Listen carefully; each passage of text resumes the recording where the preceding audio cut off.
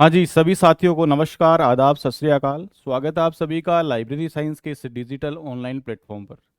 दोस्तों, जैसा कि आज एक नए चैप्टर से रिलेटेड बात करने वाले हैं। आज का एक नया बिल्कुल फ्रेश चैप्टर है और काफ़ी इंपॉर्टेंट है। अगर मैं बात करूँ यहाँ से कोलन क्लासिफिकेशन की, यानी कि द्विबिंदु वर्गीकरण पद्धति की, तो यहाँ से कई प्रश्न जो है वो एग्जाम में पूछे जाने की पूरी पूरी संभावना रहती है। आज हम जो चर्चा करने वाले हैं वो बात करने वाले हैं कैरेक्टरिस्टिक्स ऑफ कोलन क्लासिफिकेशन, यानी कि जो द्विबिंदु वर्गीकरण पद्धति है उसकी विशेषताओं के बारे में हम चर्चा करने वाले हैं। विशेषताओं में हम शामिल करेंगे कि इसके कितने संस्करण आ चुके हैं, कौन कौन से संस्करण में किस किस एलिमेंट्स को जो है यहाँ शामिल किया गया है। कोलन क्लासिफिकेशन को एक ऑथेंटिक जो क्लासिफिकेशन स्कीम बनाने के लिए कौन कौन से जो एलिमेंट्स या कंपोनेंट्स है उनको शामिल किया गया है, ये सारी बातें हम बिल्कुल बेसिक से और जीरो लेवल से करने वाले हैं। ठीक है, तो आप लोग सभी जो है साथ ही जुड़ जाइए। आवाज़ वगैरह सभी को क्लियर आ रही होगी। तो देखिए, आज हम बात करेंगे कोलन क्लासिफिकेशन की विशेषताओं से रिलेटेड। सबसे पहले तो मैं आपको ये बता देना चाहता हूँ यहाँ से कि कोलन क्लासिफिकेशन जो है वो भारतीय पुस्तकालय विज्ञान की प्रथम क्या है भाई, क्लासिफिकेशन की स्कीम है। ठीक है ना, यानी कि ये भारत की पहली क्या है। तो आपको सबसे पहले तो आपको इंपॉर्टेंट तौर पर ध्यान रखना है कि कोलन क्लासिफिकेशन जो है वो भारत की प्रथम क्या है भाई, भारत की प्रथम क्लासिफिकेशन स्कीम है। ठीक है ना, कौन सी स्कीम है? तो भारत की प्रथम क्लासिफिकेशन की क्या है भाई, क्लासिफिकेशन की पद्धति है, या फिर हम कह सकते हैं भारत की प्रथम क्लासिफिकेशन की स्कीम है। ठीक है ना, तो सबसे पहले तो आपको ये ध्यान रखना है कि भारत में अगर कोई स्कीम क्लासिफिकेशन के क्षेत्र में अगर कोई स्कीम बनती है तो सबसे पहली स्कीम कौन सी बनती है, उसे बनाने का जो कार्य है वो डॉक्टर एस आर रंगनाथन, जो कि भारतीय पुस्तकालय विज्ञान के जनक कहे जाते हैं, या भारतीय पुस्तकालय वर्गीकरण के जनक भी इनको कहा जाता है। ठीक है, तो सबसे पहले आपको ध्यान रखना है कि भारत की जो प्रथम क्लासिफिकेशन की जो पद्धति है वो कौन सी है। तो आपको ये ध्यान रखना है कि क्लासिफिकेशन की भारत की जो प्रथम पद्धति है उसका नाम है कोलन क्लासिफिकेशन। कौन सी classification?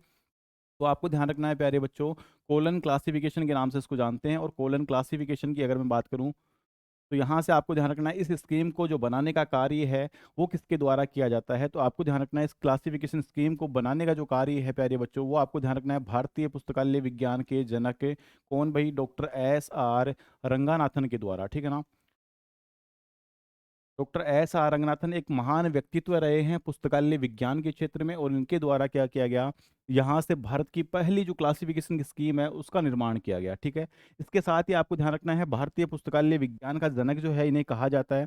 Doctor S R Ranganathan की अगर मैं बातचीत शामिल करूँ यहाँ से, तो यहाँ से आप नोट कर सकते हो कि उन्हें क्या कहा जाता है। जो भी बच्चे बिल्कुल बेसिक से जुड़े हुए हैं, बिल्कुल नए फ्रेश जुड़े हुए हैं, उनके लिए बता दूं यहाँ से कि इनको क्या कहते हैं। इनको कहते हैं भारतीय पुस्तकालय विज्ञान का क्या। तो यहाँ से ध्यान रखना है आपको, भारतीय पुस्तकालय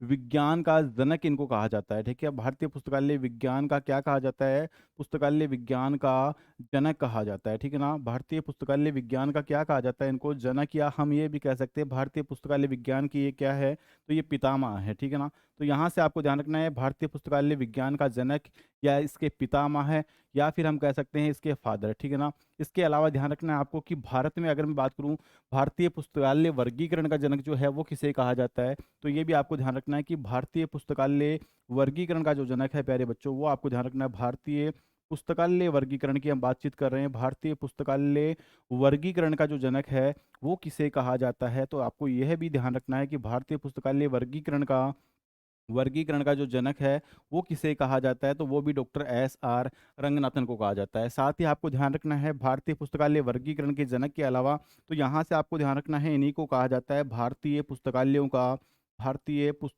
क्या कहते हैं। तो आपको ध्यान रखना है भारतीय पुस्तकालयों का राजकुमार के नाम से भी इनको जाना जाता है। ठीक है ना, भारतीय पुस्तकालयों का राजकुमार जो है वो प्यारे बच्चों वो किसे कहा जाता है। तो ये भी आपको ध्यान रखना है कि ये जो सारे कथन है वो किसके बारे में कहे गए हैं, डॉक्टर एस आर रंगनाथन के बारे में कहे गए। डॉक्टर एस आर रंगनाथन का पूरा नाम, जैसा कि आप सभी दोस्तों को पता होगा, कि सियाली रामामृत रंगनाथन अय्यर के नाम से इनका पूरा जो नामकरण है वो जाना जाता है। ठीक है ना, विद्या बिल्कुल वेरी नमस्ते भैया आपको भी।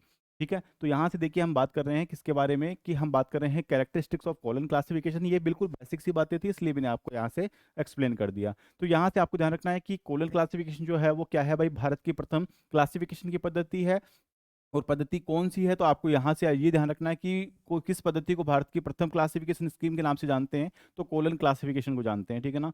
भारत में सबसे पहले अगर किसी क्लासिफिकेशन स्कीम का निर्माण हुआ तो उसका नाम था कोलन क्लासिफिकेशन।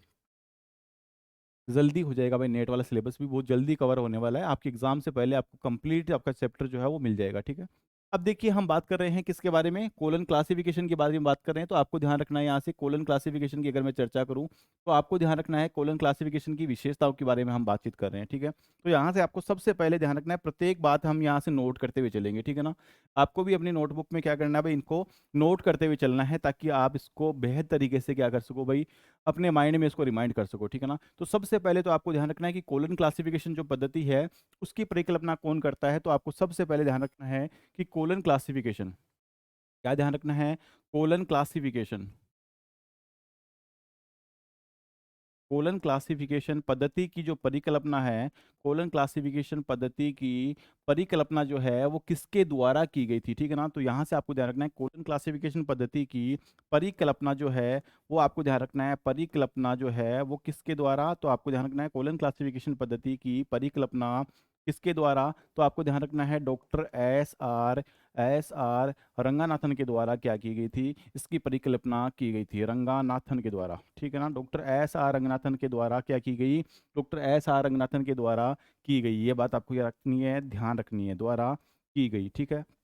इसके बाद में हम यहाँ से आगे बढ़ेंगे तो आपको ध्यान रखना है यहाँ से कि इसे, यानी इस कोलन क्लासिफिकेशन को पहली बार जो है दोस्तों वो कब प्रकाशित किया गया और किसके द्वारा प्रकाशित किया गया, यह प्रश्न भी एग्जाम में जो है वो कई बार पूछा गया है, ठीक है ना। तो यहाँ से आपको ध्यान रखना है, हम बातचीत कर रहे हैं कोलन क्लासिफिकेशन के बारे में, तो आपको ध्यान रखना है कि इसे भाई किस के बारे में बातचीत कर रहे हैं, तो आपको ध्यान रखना है हम कोलन क्लासिफिकेशन के बारे में बात कर रहे हैं। और इसमें आपको ध्यान रखना है कि इसे प्रथम बार जो है, इसे प्रथम बार कब प्रकाशित किया गया और किसके द्वारा, तो आपको ध्यान रखना है इसे प्रथम बार जो है, इसे प्रथम बार 1933 1933 में, इसे प्रथम बार 1933 में मद्रास पुस्तकालय संघ द्वारा क्या किया गया, 1933 में मद्रास पुस्तकालय संघ के द्वारा प्रकाशित किया गया, ठीक है ना। मद्रास पुस्तकालय संघ के द्वारा क्या किया गया, मद्रास पुस्तकालय संघ के द्वारा प्रकाशित किया गया, ठीक है ना। मद्रास पुस्तकालय संघ के द्वारा क्या किया गया, मद्रास पुस्तकालय संघ के द्वारा प्रकाशित किया गया, ठीक है। बिल्कुल बेसिक सी बात है, यहाँ से आपको ध्यान रखना है भाई, सबसे पहले इसका प्रकाशन होता कब है, 1933 में होता है। कौन प्रकाशित करता है, तो आपको ध्यान रखना है प्रकाशित, इसको प्रकाशन करने में, इसकी पब्लिकेशन करने में महत्वपूर्ण भूमिका जो है वो आपके मद्रास लाइब्रेरी एसोसिएशन की रहती है, ठीक है ना। मद्रास पुस्तकालय संघ या फिर इसी को हम क्या कहते हैं, मद्रास लाइब्रेरी एसोसिएशन के नाम से भी जानते हैं। अब हम आगे बात करेंगे तो आपको ध्यान रखना है कि ये किस प्रकार की पद्धति है, ठीक है ना। तो यहाँ से आपको ध्यान रखना है कि ये जो कोलन क्लासिफिकेशन है ये किस प्रकार की पद्धति है प्यारे बच्चों, तो आपको ध्यान रखना है कि यह मुक्त पक्षात्मक कैसी है भाई, यहाँ से आपको ध्यान रखना है यह है मुक्त पक्षात्मक, मुक्त पक्षात्मक, यह कैसी पद्धति है, तो आपको ध्यान रखना है मुक्त पक्षात्मक की हम बात करें तो फ्रीली पैसेड, ठीक है ना। तो यह कैसी है, मुक्त पक्षात्मक वर्गीकरण पद्धति है, ठीक है ना। तो आपको यहाँ से एग्जाम में यह प्रश्न भी पूछा जा सकता है कि ये कैसी पद्धति है, आपको चार ऑप्शन दिए जा सकते हैं, जैसे कि ये ऑलमोस्ट इन्यूमरेटिव है, केवल इन्यूमरेटिव है, या फिर आपको पूछा जा सकता है ये फुली फ्रीली फैसेट है, या फैसेटेड स्कीम पर आधारित है, या ऑलमोस्ट फैसेटेड है। तो आपको ध्यान रखना है ये कैसी है, तो ये मुक्त पक्षात्मक है, ठीक है ना। इसके अलावा यहाँ से आपको ध्यान रखना है यह है कैसी पद्धति है, मुक्त पक्षात्मक वर्गीकरण क्या है, मुक्त पक्षात्मक वर्गीकरण पद्धति है, ठीक है ना। तो ये चीज़ भी आपको क्या करनी है यहाँ से ध्यान रखना है, ठीक है ना। जैसे कि हम बात करें डीडीसी की, तो डीडीसी जो है वो आपकी इनोमरेटिव स्कीम है, ठीक है ना, परिगणनात्मक जिसको हम कह सकते हैं। शुरुआत में परिगणनात्मक थी, उसके बाद में वो कैसी हो गई, ऑलमोस्ट इनोमरेटिव हो गई, यानी लगभग परिगणनात्मक हो गई, ठीक है ना। तो यहाँ से आपको ध्यान रखना है कि यह मुक्त पक्षात्मक वर्गीकरण पद्धति है जो वर्गीकरण के सामान्य सिद्धांतों के अनुरूप है, ठीक है ना। ये कैसी पद्धति है, यह मुक्त पक्षात्मक वर्गीकरण पद्धति है जो वर्गीकरण के, जो कैसे भाई, जो किसके अनुरूप है, तो आपको ध्यान रखना है जो वर्गीकरण के सामान्य सिद्धांतों के अनुरूप है, ठीक है ना। जो वर्गीकरण के किन सिद्धांतों के अनुरूप, तो यहाँ से आपको ध्यान रखना है जो वर्गीकरण के सामान्य सिद्धांतों के क्या है भाई, सामान्य सिद्धांतों के, जो वर्गीकरण के सामान्य सिद्धांतों के अनुरूप है, ठीक है ना। अनुरूप है। ये बात आपको ध्यान रखना है। ये किस पर आधारित है? तो वर्गीकरण के जो सामान्य सिद्धांत है, ये उन पर आधारित है, ठीक है ना? इसके साथ ही आपको ध्यान रखना है कि ये जो पद्धति है दोस्तों, ये अन्य किस पर आधारित है? तो आपको ध्यान रखना है, ये पद्धति जो है वो अभिधारणाओं एवं सिद्धांतों पर क्या है? आधारित है। तो आपको ये भी ध्यान रखना है, आपको ये भी पूछा जा सकता है कि जो कोलन क्लासिफिकेशन स्कीम है, वो किस पर आधारित है या इसका जो आधार है वो क्या है? तो आपको ध्यान रखना है, यह पद्धति जो है वो अभिधारणाओं एवं सिद्धांतों पर क्या है? आधारित है, ठीक है ना? तो आगे बढ़ जाते हैं, तो आपको यहाँ भी से ये भी नोट करना है, यह पद्धति जो है, यह पद्धति किस पर? तो आपको ध्यान रखना है, यह पद्धति अभिधारणाओं एवं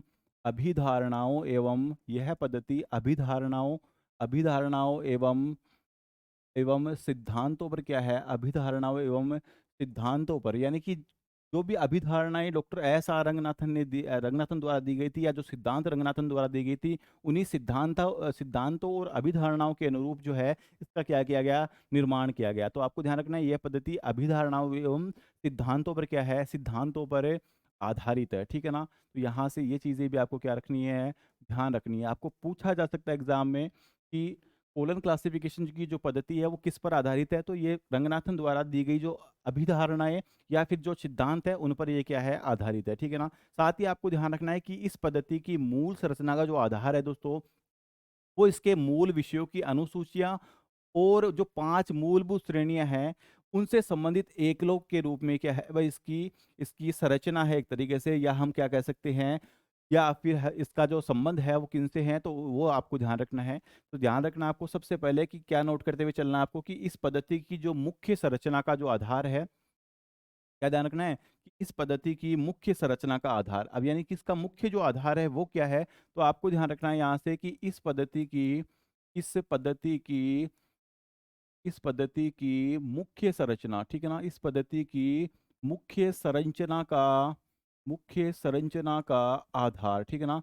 यानी कि मुख्य संरचना, इसका मेन स्ट्रक्चर कैसा है या किसके आधार पर ये बना हुआ है? तो ध्यान रखना आपको कि इस पद्धति की मुख्य संरचना का आधार इसके मूल विषयों की अनुसूचियां, ठीक है ना? मुख्य संरचना का आधार जो है वो क्या है? मुख्य संरचना का आधार जो है वो क्या है? तो आपको ध्यान रखना है, मुख्य संरचना का आधार जो है वो आपका है इसके जो मूल विषय है, उन मूल विषयों की एक तो अनुसूची, यानी कि जो भी इसके मुख्य विषय हैं उनका शेड्यूल जो है वो एक तो इसका आधार है, ठीक है ना? तो यहाँ से आपको आधार में ध्यान रखना है, 2-3 बातें मैं बताऊंगा आपको। आधार जो है वो इसके मूल विषयों की एक तो अनुसूची हो गई।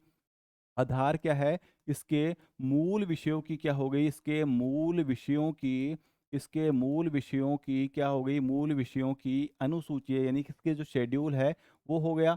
इसके मूल विषयों की अनुसूचियों के अलावा मैं बात करूं यहाँ से, तो आपको ध्यान रखना है अनुसूचियां तथा 5 जो मूलभूत श्रेणियां हैं, तथा क्या है? तथा 5 मूलभूत श्रेणियां, तथा 5 क्या है? तो आपको ये भी ध्यान रखना है कि 5 मूलभूत श्रेणियां, और वो कौन सी है? तथा 5 मूलभूत श्रेणियां, तथा 5 क्या है? मूलभूत मूलभूत श्रेणियां। 5 मूलभूत श्रेणियां, यानी कि 5 फंडामेंटल कैटेगरीज की बात यहाँ से की जा रही है। तो 5 मूलभूत श्रेणियां, जिसमें आपका क्या क्या आ जाता है? तो आपका व्यक्तित्व है, ठीक है ना? आपका क्या आ जाता है? व्यक्तित्व है। व्यक्तित्व के बाद में पदार्थ आ जाता है, आपका व्यक्तित्व है, पदार्थ। ऊर्जा आ जाती है आपकी, ऊर्जा। व्यक्तित्व है, पदार्थ, ऊर्जा आपका आ जाता है। इसके अलावा क्या आ जाता है आपका? तो यहाँ से आपको ध्यान रखना है, आपका स्थान आ जाता है, ठीक है ना? क्या आ जाता है आपका? ऊर्जा के बाद में आपका आ जाता है स्थान। स्थान, वह क्या आ जाता है? वह आपका आ जाता है काल या समय, ठीक है ना? तो आपको ध्यान रखना है, क्या ध्यान रखना है आपको? यहाँ से आपको ध्यान रखना है कि इस पद्धति की मुख्य संरचना का आधार इसके मूल विषयों की अनुसूचियां तथा 5 मूलभूत श्रेणियां। 5 मूलभूत श्रेणियां कौन कौन सी है? तो आपको ध्यान रखना है, व्यक्तित्व जिसको हम पर्सनैलिटी के नाम से जानते हैं, पदार्थ जो कि मैटर के नाम से जाना जाता है, ऊर्जा जो कि क्या है? एनर्जी है, स्पेस जो कि आपका क्या है? स्थान है, और काल की अगर मैं बात करूँ तो काल को हम क्या कहते हैं? समय या फिर टाइम के नाम से जानते हैं, ठीक है ना?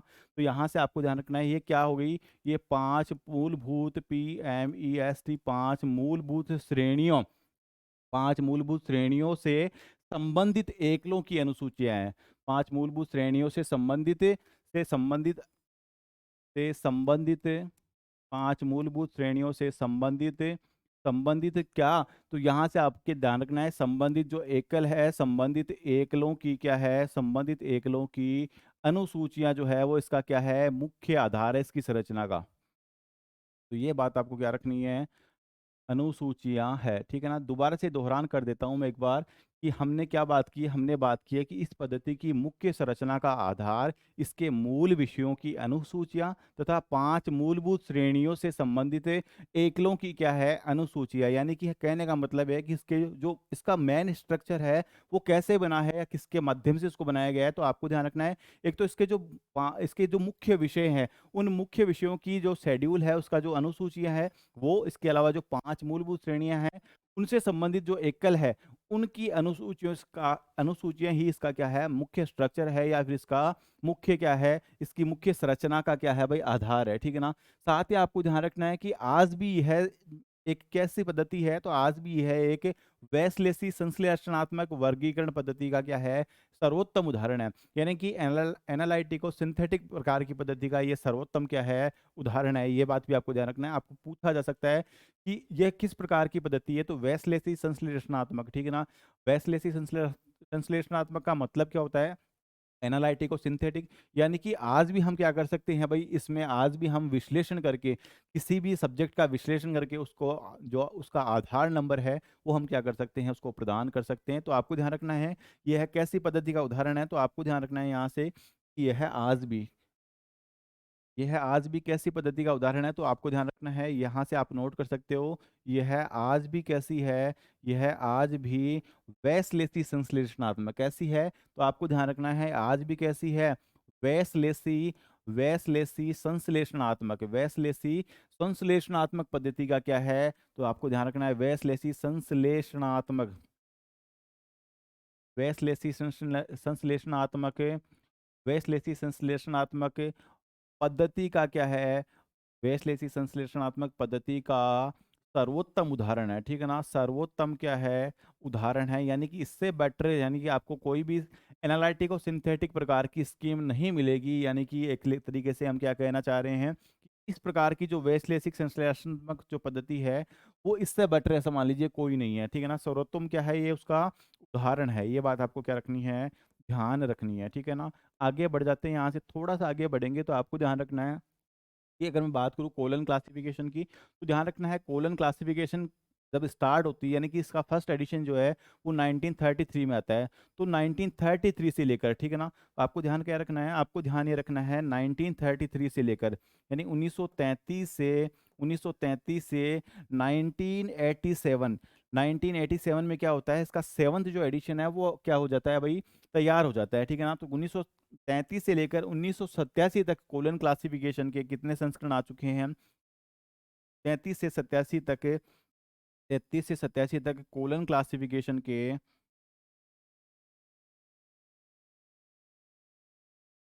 कोलन क्लासिफिकेशन के अब तक कोलन क्लासिफिकेशन के अब तक कुल कितने एडिशन, तो आपको ध्यान रखना है अब तक कुल 7 जो संस्करण है प्यारे बच्चों, 7 संस्करण क्या किए गए जा चुके हैं, कुल 7 संस्करण प्रकाशित किए जा चुके हैं, ठीक है ना। कुल 7 संस्करण प्रकाशित किए जा चुके हैं। ये बात आपको क्या रखनी है, ध्यान रखनी है, ठीक है ना। 7 संस्करण क्या किए जा चुके हैं, प्रकाशित किए जा चुके हैं। ये चीज़ आपको क्या रखनी है, यानी कि अब तक इसके कुल कितने संस्करण आ चुके हैं। तो यहाँ से आप ये भी ध्यान रख सकते हो कि अब तक इसके कुल 7 संस्करण आ चुके हैं।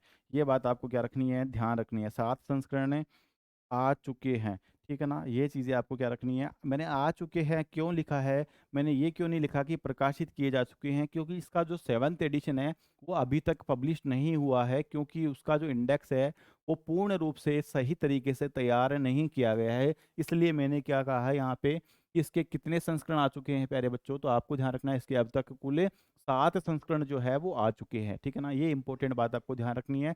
7वां संस्करण जो है वो 1987 में क्या कर लिया था, तैयार कर लिया था। लेकिन उसको अभी तक पब्लिश नहीं किया गया है। पब्लिश ना करने की सबसे बड़ी और मूल वजह जो है वो क्या है कि उसका इंडेक्स अभी तक जो है वो तैयार नहीं हो पाया है, ठीक है ना। क्योंकि उसका जो निर्माण है वो इस प्रकार से कर लिया गया कि अब उसके इंडेक्स को निर्मित करने में काफ़ी ज़्यादा समय और काफ़ी ज़्यादा स्ट्रगल करने की जो है वो ज़रूरत महसूस की जा रही है, ठीक है ना। तो यहाँ से आपको ध्यान रखना है, ये छोटी छोटी बात है, ठीक है।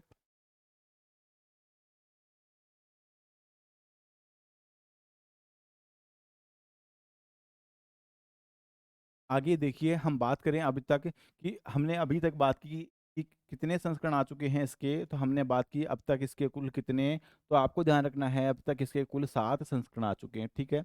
कोई दिक्कत नहीं है, हम बिल्कुल एक एक एडिशन को लेकर हम उसकी विशेषताओं से रिलेटेड क्या करेंगे, बातचीत जो है वो शामिल करेंगे, ठीक है ना। प्रत्येक जो भी एडिशन है उसकी प्रत्येक छोटी छोटी बातों को लेकर हम क्या करेंगे, बातचीत को शुरू करेंगे। तो सबसे पहले हम लेते हैं इसके फर्स्ट एडिशन को, ठीक है ना। सबसे पहले हम लेते हैं इसके फर्स्ट एडिशन, यानी कि आ जाएगा इसका कौन सा संस्करण है। इसका प्रथम जो संस्करण है प्यारे बच्चों, को हम क्या कर लेते हैं, शामिल कर लेते हैं, ठीक है ना। यानी कि इसका प्रथम संस्करण और प्रथम संस्करण की कौन कौन सी कैरेक्टरिस्टिक्स है, कौन कौन सी विशेषताएं हैं, वो सारी बातें हम क्या करने वाले हैं, बिल्कुल जीरो से शामिल करने वाले हैं, ठीक है ना। आपकी एक भी सिंगल बात भी यहाँ से रहने वाली नहीं है, छूटने वाली नहीं है, ठीक है ना।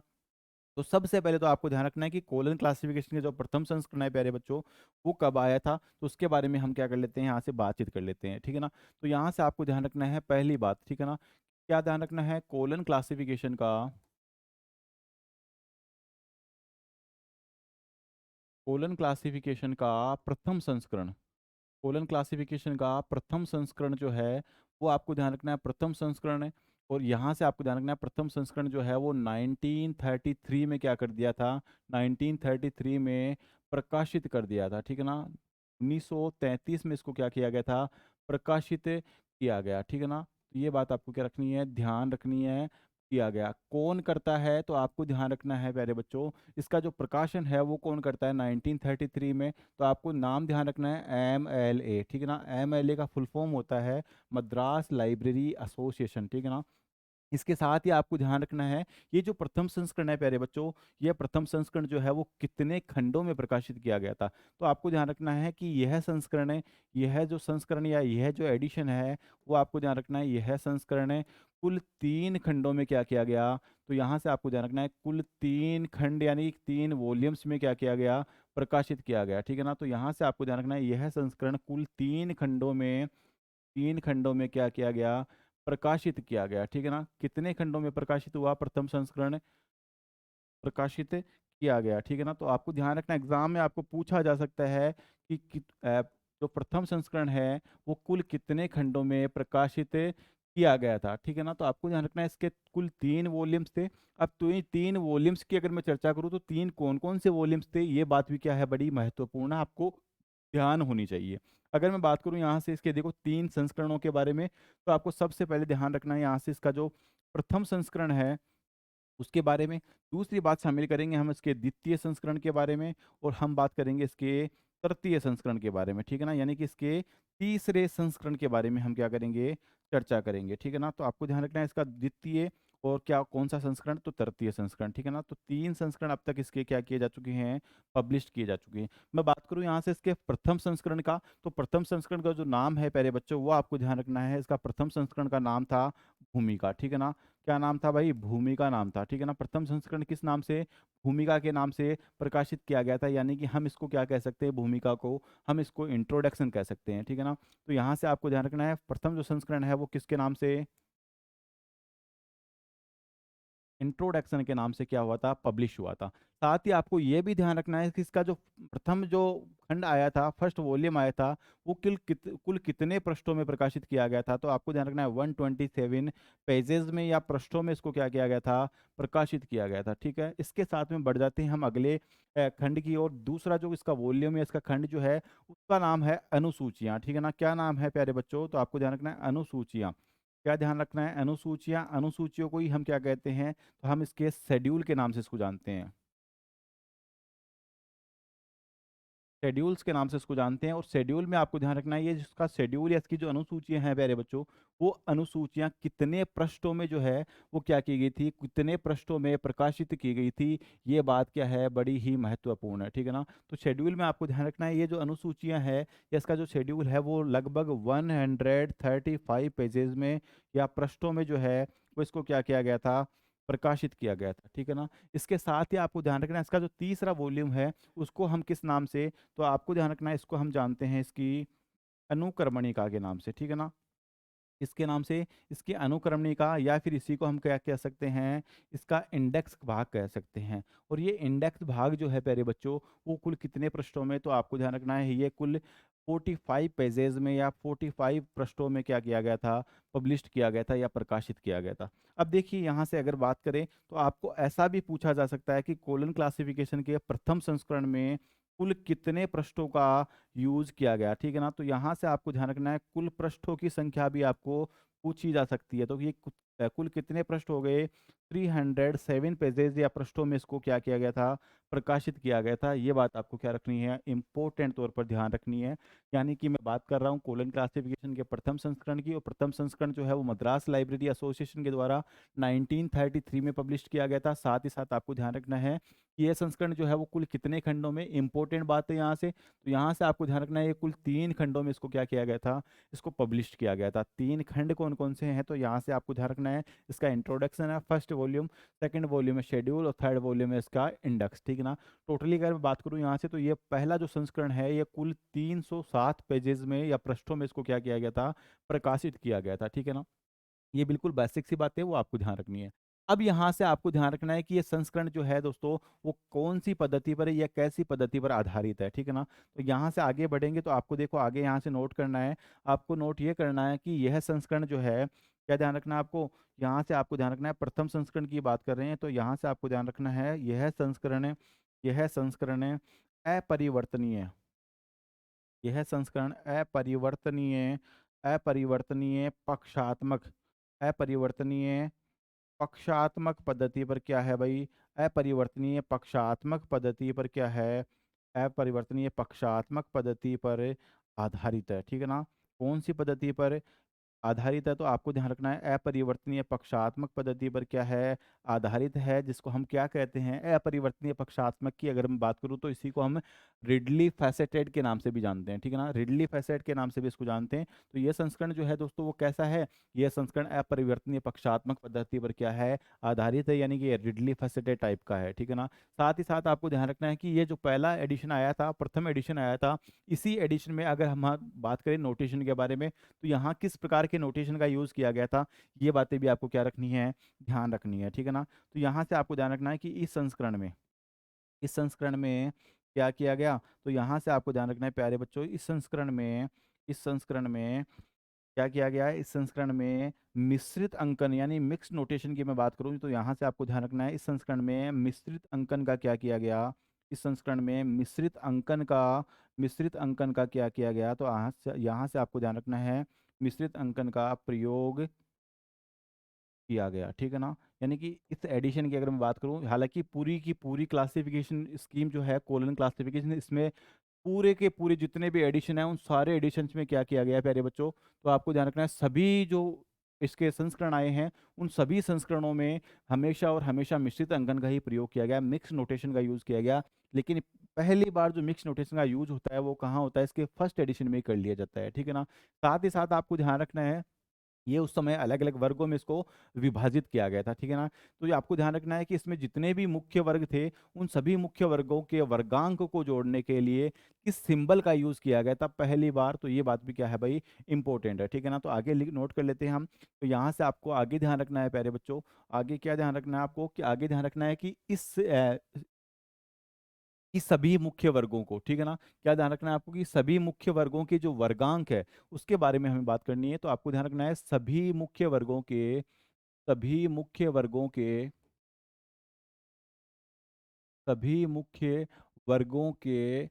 वर्गांक को, ठीक है ना, यानी कि जितने भी मुख्य वर्ग है उनके जो क्लास नंबर बनते हैं या फिर जो वर्गांक बनते हैं, जो वर्ग बनते हैं, उन वर्गांक को जोड़ने के लिए, ठीक है ना, उन वर्गांक को क्या करने के लिए, जोड़ने के लिए किस योजक चिन्ह का प्रयोग किया गया, ऐसा एग्जाम में आपको प्रश्न पूछा जा सकता है। तो जोड़ने के लिए किसका, तो आपको ध्यान रखना है, इसको जोड़ने के लिए जो है वो कोलन योजक चिन्ह का क्या किया गया, जोड़ने के लिए कोलन योजक चिन्ह का क्या किया गया, कोलन, यानी कोलन का सिंबल क्या होता है, ये दो बिंदु होती है, तो यहाँ से इसको हम द्विबिंदु भी कह सकते हैं। तो यहाँ से आपको ध्यान रखना है, कोलन योजक चिन्ह का क्या किया गया भाई, कोलन योजक चिन्ह का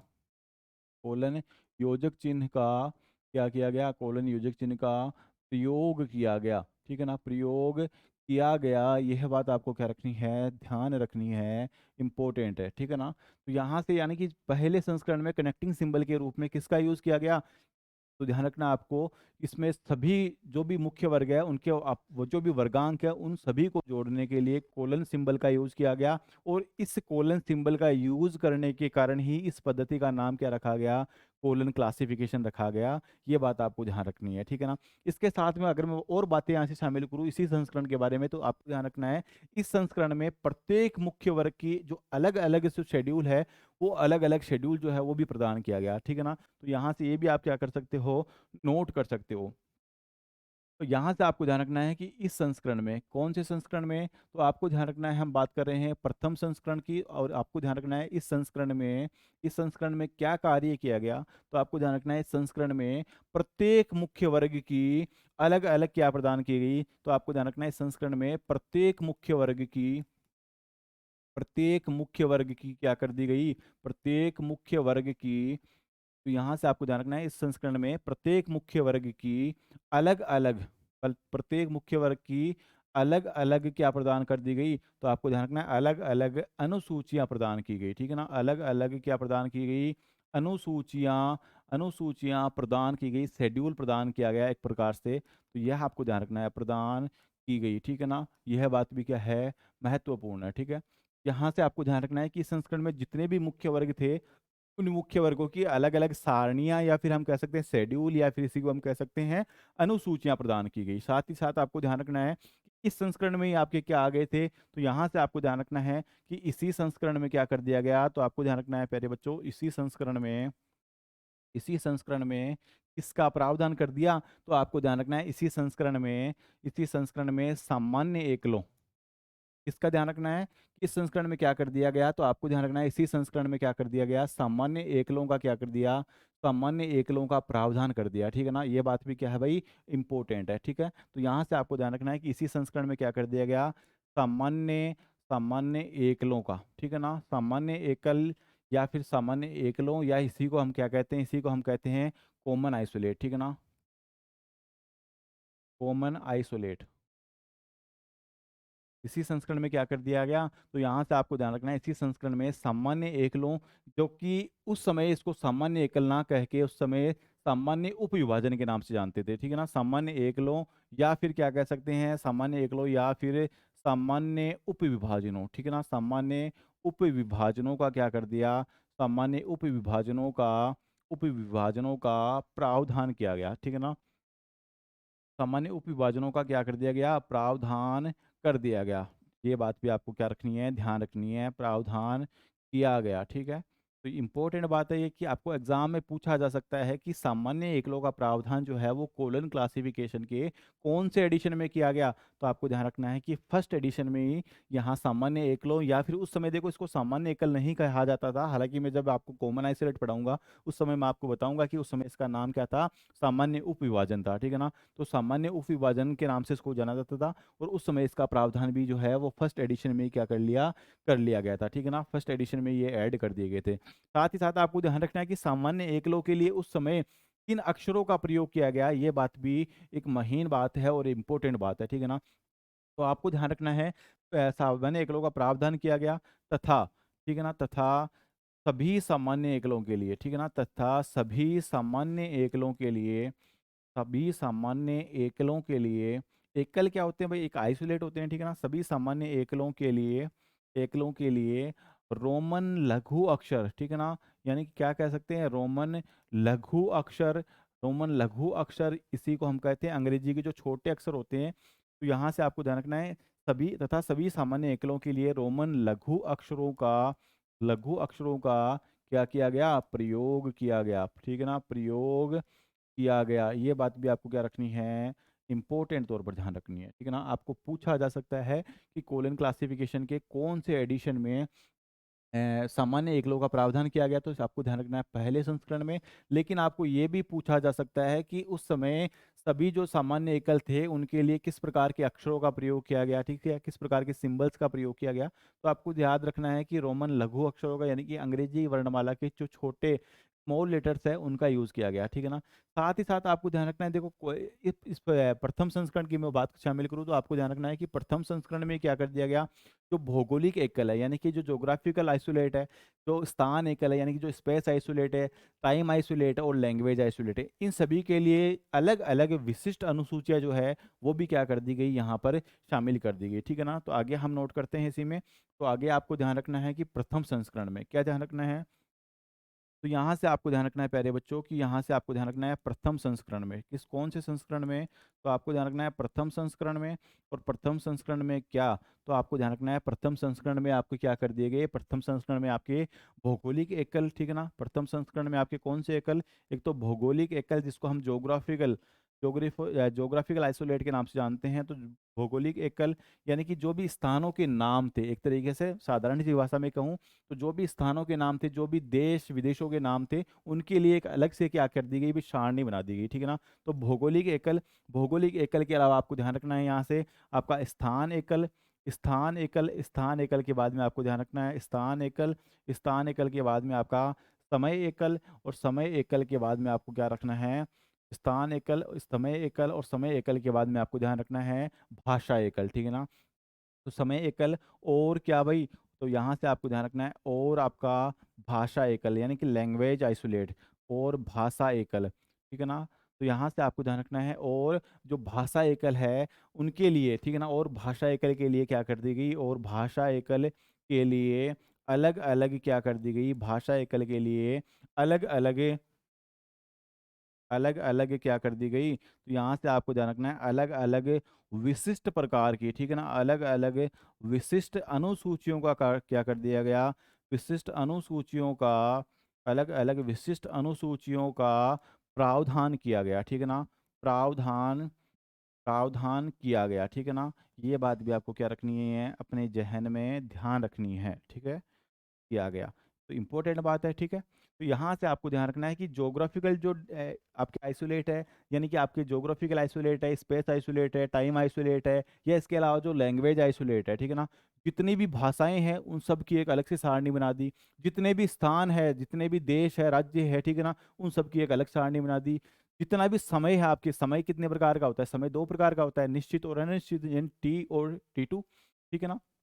तो आपको ध्यान रखना है T2 इन दोनों के लिए क्या कर दिया गया, अलग से जो है एक सारणी का निर्माण कर दिया गया।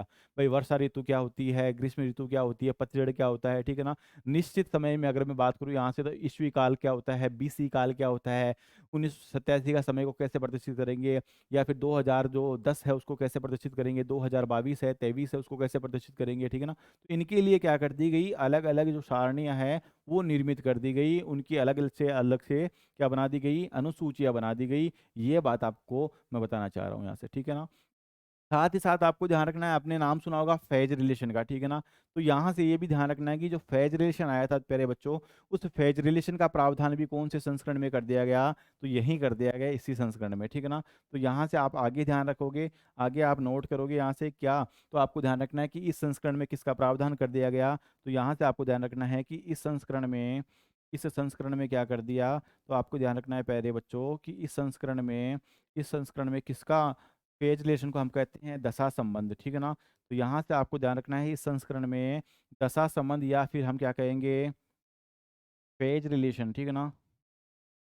इस संस्करण में दशा संबंध या पेज रिलेशन का पेज रिलेशन का क्या किया गया, प्रावधान किया गया, ठीक है ना। तो ये बात भी आपको क्या रखनी है, प्रावधान किया गया, ये बात भी आपको इम्पोर्टेंट तौर पर ध्यान रखनी है, ठीक है। तो फेज रिलेशन कौन से एडिशन में आता है, तो फर्स्ट एडिशन में फेज रिलेशन भी जो है वो शामिल कर लिया जाता है, ठीक है ना। तो ये बात भी आपको क्या रखनी है, ध्यान रखनी है। एक आपको ध्यान रखना होगा, ध्यान आपको रखना होगा यहाँ से कि बुक नंबर का आपने नाम सुना होगा, बुक नंबर फॉर्मूले का, ठीक है ना। तो जो बुक नंबर निर्माण की जो प्रक्रिया है दोस्तों, वो भी कौन सी संस्करण में आई थी, वो भी इसी संस्करण में आई थी। डॉक्टर एस आर रंगनाथन ने एक बुक नंबर फॉर्मूला दिया है जो कि कुल 8 अंकों का होता है। ऐसा एग्जाम में प्रश्न पूछा गया है कि डॉक्टर एस आर रंगनाथन द्वारा दिए गए पुस्तक फॉर्मूले या फिर बुक नंबर फॉर्मूले में कुल कितने अंकों का प्रावधान किया गया है। तो आपको ध्यान रखना है कुल कितने अंक है, कुल कितने लेटर्स है उसमें। तो कुल 8 प्रकार के क्या है उसमें लेटर्स है, ठीक है ना। तो यहाँ से ये भी आपको ध्यान रखना है कि इस संस्करण में क्या किया गया।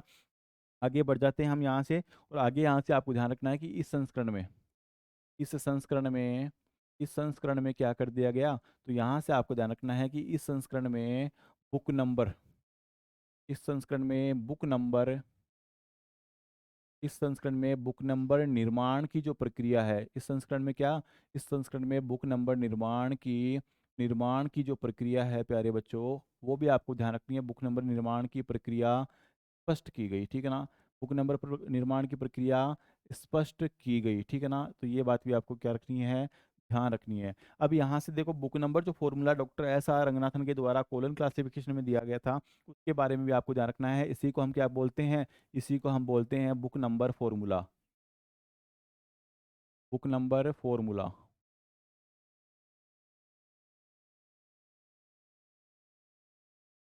बुक नंबर फॉर्मूला या फिर इसी को हम क्या कह सकते हैं, इसी को हम कह सकते हैं पुस्तक फॉर्मूला, ठीक है ना, पुस्तक फॉर्मूला।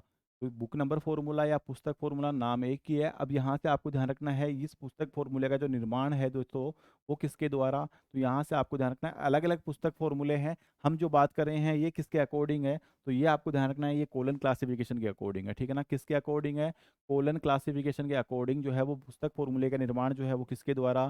तो ये आपको ध्यान रखना है डॉक्टर एस आर रंगनाथन के द्वारा, एस आर रंगनाथन के द्वारा, डॉक्टर एस आर रंगनाथन के द्वारा क्या दिया गया, पुस्तक फॉर्मूला जो है वो दिया गया था। अब इस पुस्तक फॉर्मूले में कुल कितने अंकों का प्रावधान किया गया था ये आप खुद से देख लीजिएगा, ठीक है ना। अगर मैं बात करूं यहाँ से तो आपको ध्यान रखना है यहाँ से कुल 8 अंकों का जो प्रावधान है वो इसमें किया गया था। यानी इस पुस्तक फॉर्मूले में कुल कितने अंक थे, तो यहाँ से आपको ध्यान रखना है इसमें कुल 8 अंक थे, ठीक है ना।